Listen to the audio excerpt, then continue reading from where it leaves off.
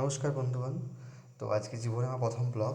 তো দেখুন, প্রথম ব্লগে ভোরবেলায় বেরিয়েছি, 5:30 বাজে। তো এখনই বৃষ্টি শুরু। তো একটু এগোনোর পরে দেখছি আবার কোথাও রোদ দিচ্ছে। এগিয়ে যাচ্ছিলাম, বাইকে করে যাচ্ছি, হয়তো বৃষ্টি হলে তো খুবই কষ্ট। একটু সূর্য দেখে, এই দেখুন কী সুন্দরভাবে সূর্যটা উঁকি মারছে, কিন্তু ভাববেন না যে মেঘ নেই, ঠিক আছে? কারণ এটা পুরোপুরি এপ্রিল করছে আমাদেরকে সূর্যদেব।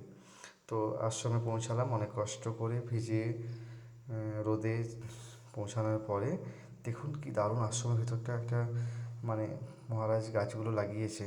তো এত সুন্দর দেখাচ্ছে, আপনার সাথে শেয়ার না করে পারলামই না।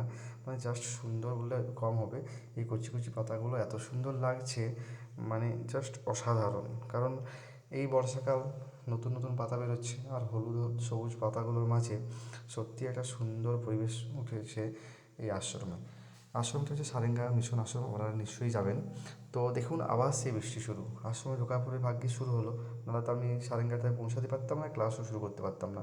তো অসম্ভব বৃষ্টি, তো ক্লাস করানো বা করার মন না থাকলেও বাচ্চাদের সাথে হচ্ছে গিয়ে ক্লাস তো করতেই হবে, কারণ ডিসিপ্লিন হচ্ছে গিয়ে সবসময় মেনটেন করা দরকার।